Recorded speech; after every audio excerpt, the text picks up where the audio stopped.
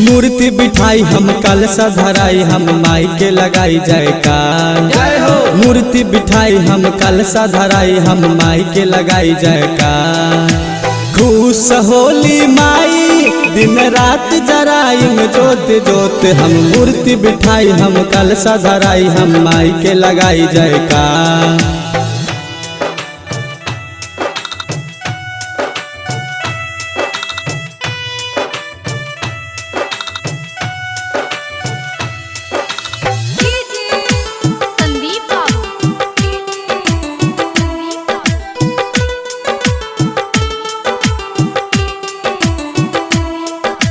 पटना सहरिया से हलवा मंगा दी हा, गया बजरिया से चुनरी मंगा दी हा, नालंदा बजरिया से हलवा मंगा दी हा, नबद बजरिया से चुनरी मंगा दी हा।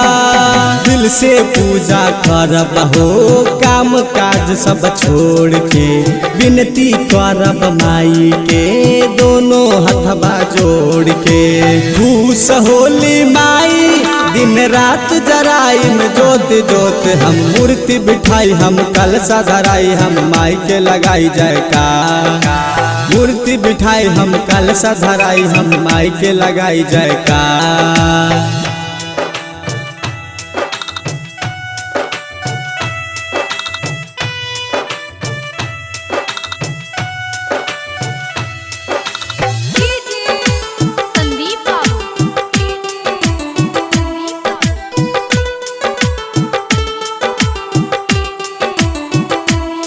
माई सपना में आइले हो दिल गद गद भैले हो, बघवा पे सवार करके मन मन मुस्कैले हो। माई सपना में आइले हो दिल गद गद भैले हो, बघवा पे सवार करके मन मन मुस्कैले हो। भक्ति कारा माई के है मंगले बिना मिल जाई, कष्ट नष्ट सब हो जाई, सुख से जिंदगी खिल जाई। खुश होली माई दिन रात जराई में जोत जोत हम मूर्ति बिठाई हम कलशा धराई हम माई के लगाई जयकार।